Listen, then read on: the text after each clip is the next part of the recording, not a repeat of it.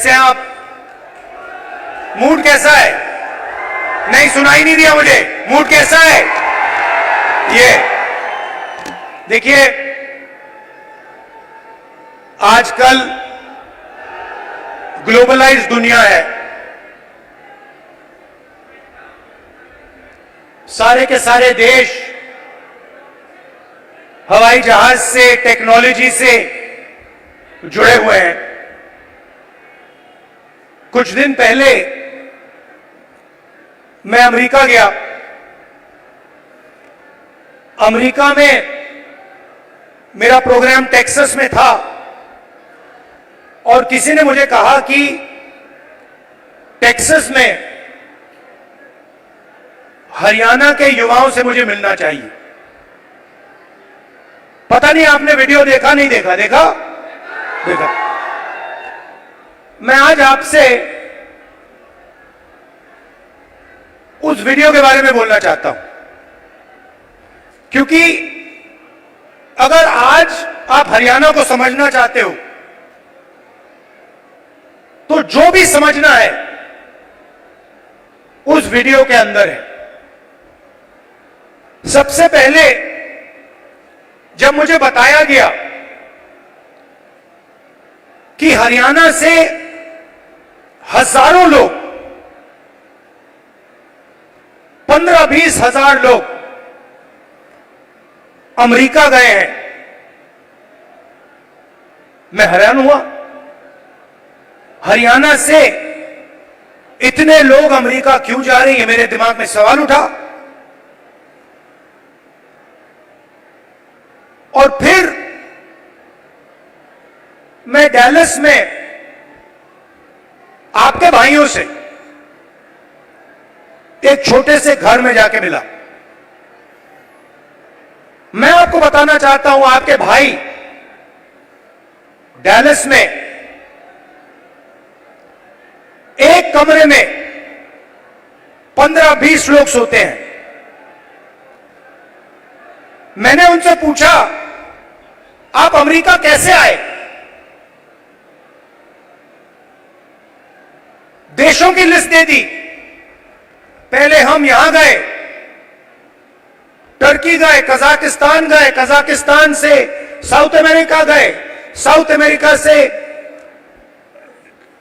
एक के बाद एक, एक के बाद एक, एक के बाद एक हम दूसरे देशों से निकले और फिर हम पनामा के जंगलों से निकलकर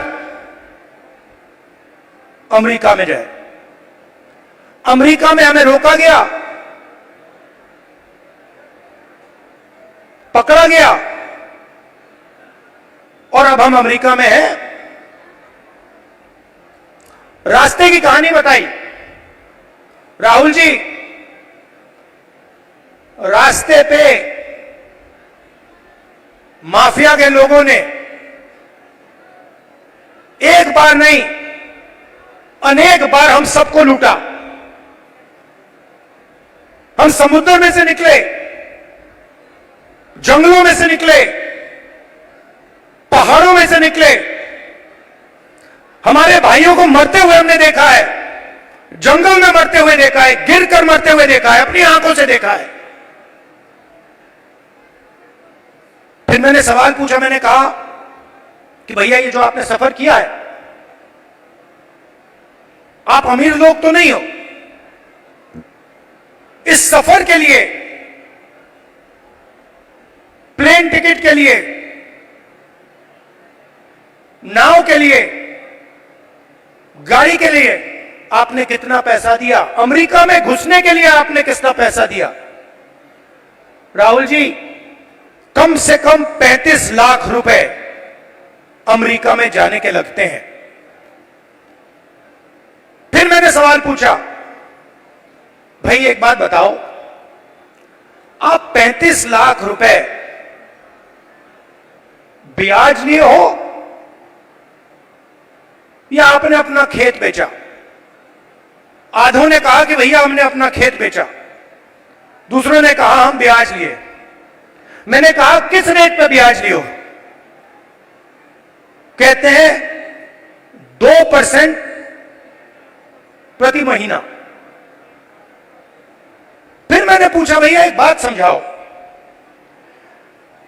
आपने 30 लाख, 35 लाख, 50 लाख कर्जा लिया है, आप अमेरिका जा रहे हो,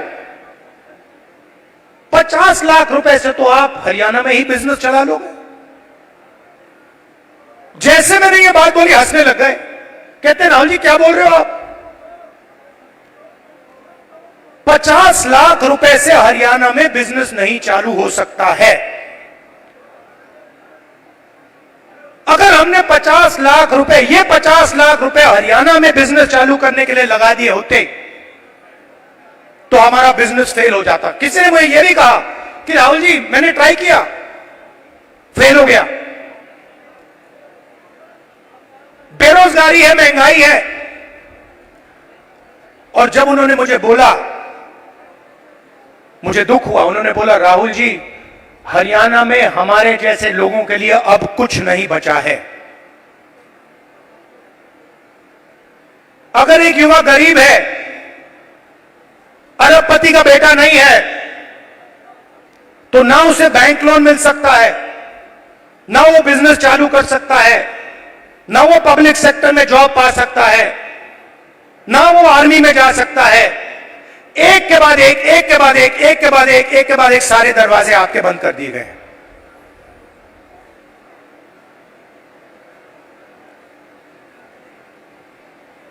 मैं जब उस घर से निकला, मैं सोच रहा था कि अगर इनकी ये हालत है तो इनके बच्चों की क्या हालत है। ये तो यहां है, कोई ट्रक चला रहा है, कोई जॉब कर रहा है, पैसा कमा रहे हैं। मेरे माइंड में आया कि इनके बच्चे क्या कर रहे हैं, इनकी फैमिली क्या कर रही है। कमरे में मैंने बात उठाई थी, मैंने कहा कि आप फैमिली से मिलते हो? नहीं राहुल जी, हम 10 साल के लिए अपने बच्चों से नहीं मिल पाएंगे, अपने परिवार से नहीं मिल पाएंगे, हमारे माता पिता मर जाएंगे मगर हम वापस नहीं जा पाएंगे। और फिर एक व्यक्ति ने मुझे कहा राहुल जी एक काम कीजिए, जब आप वापस हिंदुस्तान जाएंगे तो आप 5 मिनट के लिए हमारे परिवारों से मिल लीजिए और उनको कह दीजिए कि हम ठीक हैं, हम सलामत हैं। मैंने उनसे कहा कि भाई बताओ, आपके पास तो मोबाइल फोन तो होगा, वीडियो कॉल करते होगे, तो उनको तो मालूम होगा। वो मुझे कहते हैं नहीं राहुल जी, वो मानते नहीं है, हम वीडियो फोन पे कॉल करते हैं और हमारे बच्चे मानते नहीं है कि हम ठीक हैं। अजीब सी बात है। फिर मैं करनाल गया सुबह 4 बजे, कि मैं चाहता था ये मीडिया वाले ना पकड़ ले, मुझे तंग करते हैं। मैंने इनको मित्रों कहा, मतलब ये है अदानी के मित्र, अंबानी के मित्र। मैं गया 4 बजे सुबह, वहां बैठ गए, बातचीत शुरू। एक मेंबर परिवार का यूएस में वीडियो कॉल चल रहा है, 6-7 लोग उस साइड डैलस में बैठे हैं, 20-25 लोग परिवार यहां बैठे हैं। मैं सोच रहा हूं ये हो क्या रहा है। और फिर छोटा सा बच्चा दौड़ता हुआ वो कंप्यूटर के पास जाता है, कंप्यूटर को ऐसे पकड़ता है और इतनी जोरों से चीखता है कि मैंने मतलब शायद अपनी लाइफ में ये चीख नहीं सुनी।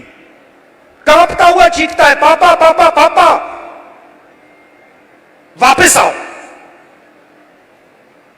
और पिता कुछ नहीं कह पाता है।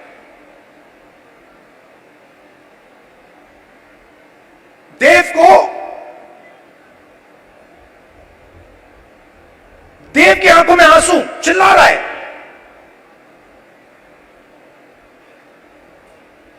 और पिता हजारों किलोमीटर दूर मुस्कुराने की कोशिश कर रहा है, नहीं मैं ठीक हूं। किसी ने कहा बच्चा इमोशनल हो गया। मैंने माइंड में सोचा कि इमोशनल हो गया, इसके हर रोज सीने में छुरे लग रहे हैं।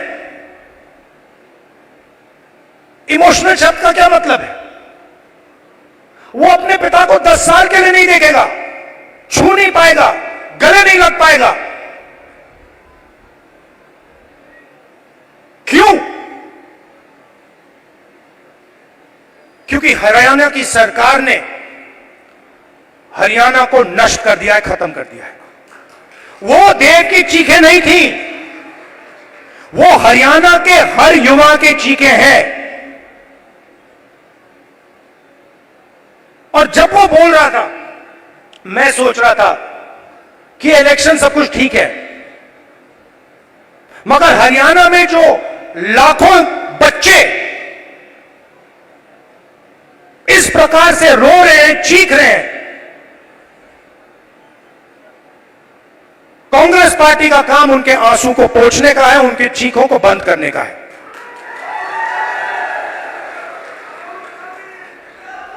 अब देव रो क्यों रहा है, यह मैं आज आपको समझाना चाहता हूं।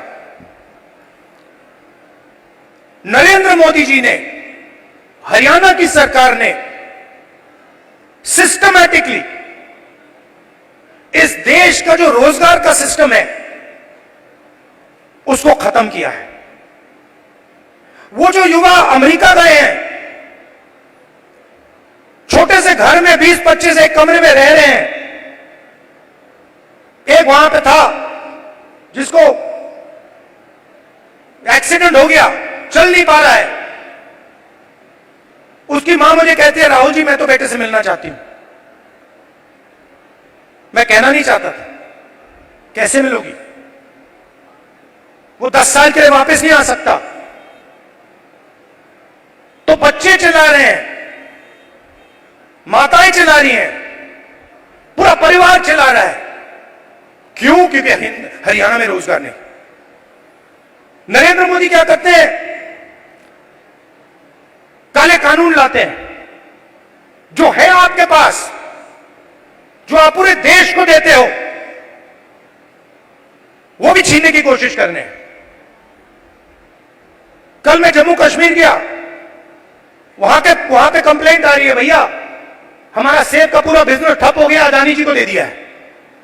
हिमाचल में सेब का बिजनेस अदानी हो जाता है, यहां पे आपको सही दाम नहीं मिलता है, स्टोरेज कंटेनर उनके, सारी की सारी प्लानिंग 10-15 लोगों के लिए होती है। हरियाणा के किसानों का कर्जा माफ नहीं होगा, आपको सही एमएसपी नहीं मिलेगी, मगर 25 अरबपतियों का 16 लाख करोड़ रुपया कर्जा माफ होगा। और आप देखते रहोगे कि भैया हो क्या रहा है। ये प्रदेश जो पूरे देश को भोजन देता है, यहां हो क्या रहा है?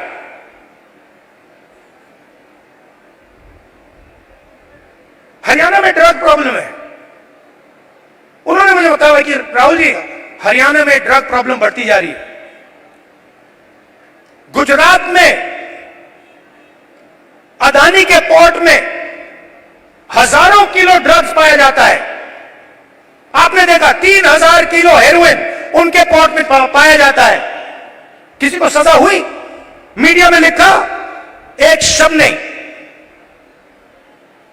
एयरपोर्ट उनको चले जाते हैं, पोर्ट्स उनको चले जाते हैं, मोबाइल फोन चलाओ जेब से पैसा उनको जाता है, सड़कों पे चलो जेब से पैसा उनको जाता है, हवाई जहाज में जाओ खरीदो, सारा का सारा उनके हाथ में। आपके लिए क्या? गलत जीएसटी, नोटबंदी। क्यों? क्योंकि छोटे व्यापारियों को, स्मॉल मीडियम साइज बिजनेसेस की हत्या करनी है, खत्म करना है। क्यों? क्योंकि 10-15 लोग चाइना का माल हिंदुस्तान में बेचना चाहते हैं, बनाना नहीं चाहते। जो आप काम करते हो, जो छोटे बिजनेस वाले करते हैं, हाथ से बनाते हैं, वो नहीं करना चाहते। जो हिंदुस्तान में बनाता है उसको खत्म करना चाहते हैं और चाइना का माल हिंदुस्तान में बेचना चाहते हैं। लिस्ट निकालिए कंपनियों की, चाइनीज कंपनियों की लिस्ट निकालिए और देखिए उनका हिंदुस्तान में पार्टनर कौन है। चाइना के युवा को फायदा मिल रहा है, चाइना की सरकार को फायदा मिल रहा है, अरबपतियों को यहां फायदा मिल रहा है, नरेंद्र मोदी जी की मार्केटिंग हो रही है और देव चिल्ला रहा है, चीख रहा है, मेरे पापा को वापस लाओ, मुझे अपने पापा चाहिए। मैं सोच रहा था जब मैं घर जाऊंगा मैं देव के लिए थोड़े खिलौने भेजूंगा, फिर मैंने सोचा क्या मतलब, खिलौने से क्या होगा, फुटबॉल से क्या होगा, क्रिकेट बैट से क्या होगा, वो तो अपना पापा चाहता है। तो ये हरियाणा की हालत है और ये हम बदलना चाहते हैं।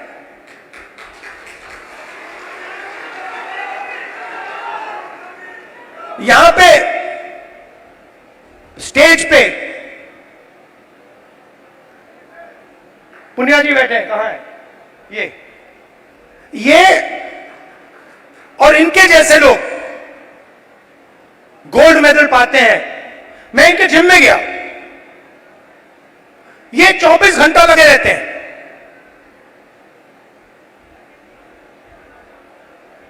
24 घंटा। क्यों?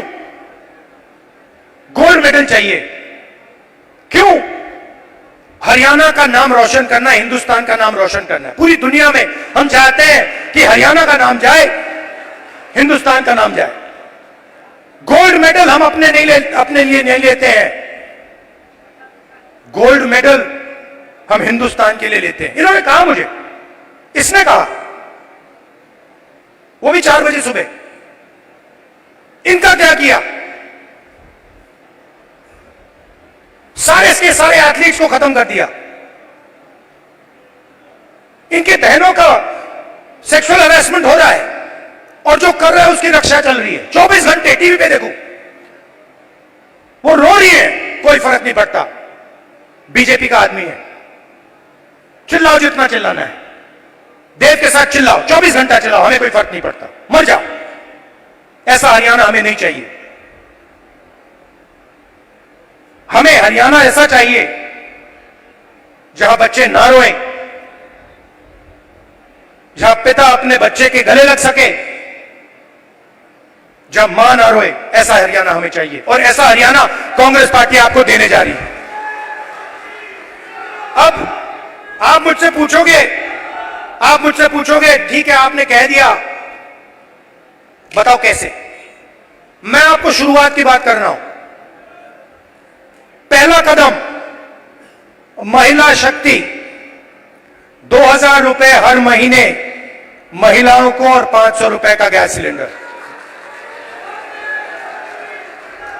दूसरा कदम, जो 2 लाख वैकेंसीज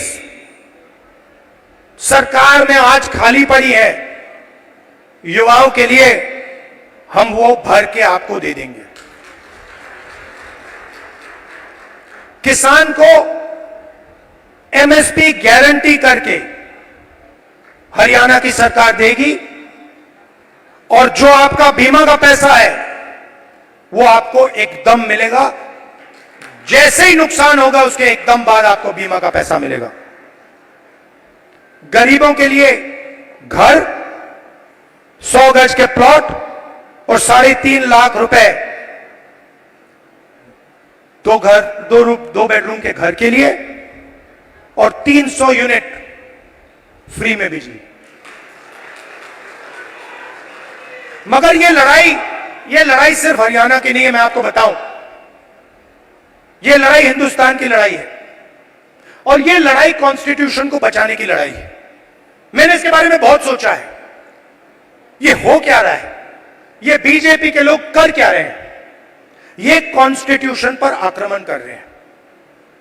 जो हिंदुस्तान के गरीब लोग हैं, कमजोर वर्ग के लोग हैं, कॉन्स्टिट्यूशन उनकी रक्षा करता है और बीजेपी कॉन्स्टिट्यूशन को मिटाने की कोशिश कर रहे हैं। वो कह नहीं सकते, ऐसे स्टेज पे आकर वो कह नहीं सकते कि हम कॉन्स्टिट्यूशन को मिटा देंगे।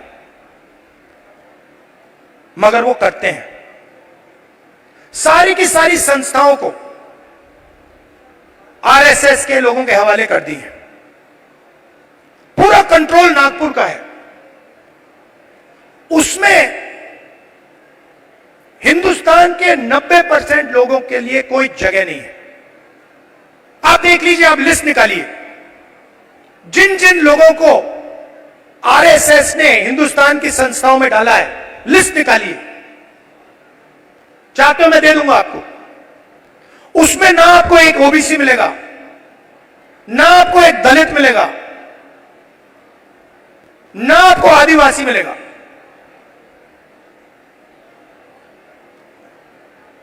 तो खोखला कर रहे हैं देश को।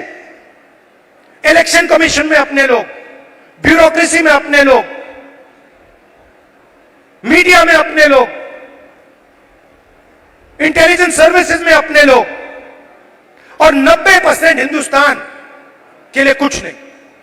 इसलिए हमने चुनाव में जाति जनगणना की बात की। हिंदुस्तान में किसकी कितनी आबादी है, यह हम जानना चाहते हैं। अब इसमें कोई गलत बात तो नहीं है। जैसे चोट लगती है, आपको पैर में चोट लगती है, डॉक्टर कहता है भैया एक्सरे कराओ, चेक कराओ। हम सिर्फ ये कह रहे हैं कि भैया चेक कराओ, इस देश में दलित कितने हैं, आदिवासी कितने हैं, पिछड़े कितने हैं, गरीब जनरल कास्ट के कितने लोग हैं, ये पता लगाओ। कभी आरएसएस कहती है करना चाहिए, अंदर से कहते हैं भैया ये मत करवा देना। सच्चाई निकल आएगी। सच्चाई क्या है कि 90% लोगों के पास कुछ है ही नहीं। 250 सबसे बड़े बिजनेस देख लीजिए, लिस्ट निकालिए, उनकी मैनेजमेंट की लिस्ट निकाल लीजिए, उनके सीईओ की लिस्ट निकाल लीजिए, ओनरशिप जिसके हाथ में उनकी लिस्ट निकाल लीजिए। आपको उसमें एक ओबीसी, एक दलित, एक आदिवासी मिल जाए तो मुझे बता देना, मैं उसको अभी भी ढूंढ रहा हूं। कॉर्पोरेट इंडिया में 90% हिंदुस्तान का एक भी व्यक्ति नहीं है। गरीब जनरल कास्ट में वहां आपको नहीं दिखेगा। सिलेक्ट लोग हैं। अदानी जी का बिजनेस है, हजारों बिजनेस उससे कनेक्टेड है। वो सारे के सारे कोई ना कोई परिवार का आदमी है। भाई कुछ करता है, बहन कुछ करती है, फैमिली बिजनेस है। ऐसे ही बिजनेसेस है। 250 में से आप मुझे नाम दे दो दलित का, आप नाम दे दो आदिवासी का, आप नाम दे दो पिछड़े का, नहीं है। ब्यूरोक्रेसी में देखो, हिंदुस्तान की सरकार को 90 लोग चलाते हैं, सेक्रेटरी कहलाते हैं। 3 दलित हैं, आबादी 15%, 90 में से 3। पिछड़ों की आबादी कम से कम 50%, 90 में से 3। होने कितने चाहिए? 45 अगर आप आबादी से जाओ, नहीं 3। और बजट कितना संभालते हैं? आदिवासी जिनकी 8% आबादी है, 100 रुपए में से 10 पैसे का बजट संभालते हैं। दलित 100 रुपए में से 1 रुपया संभालता है। ओबीसी 100 रुपए में से 5% संभालता है। यह हिंदुस्तान की सच्चाई है। इसलिए हमने कहा है कि जाति जनगणना होगी, नेशनल लेवल पे होगी। और मैंने कहा है मोदी जी के सामने पार्लियामेंट हाउस में, आप करो ना करो, मैं इसको इसी हाउस में पास करवाऊंगा, आपके मुंह के सामने करवाऊंगा। तो ये हरियाणा की रियलिटी है। और ये क्या करते हैं? बांटने का काम करते हैं।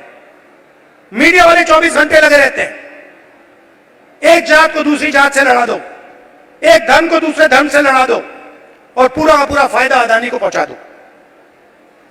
हरियाणा एक साथ लड़ेगा, सबकी सरकार बनेगी, खुशी से बनेगी। चुनाव में कांग्रेस पार्टी स्वीप करने जा रही है, स्वीप करने जा रही है, आंधी आ रही है। और हम सबकी सरकार बनाएंगे किसी एक की सरकार नहीं होगी, पूरे हरियाणा की सरकार होगी।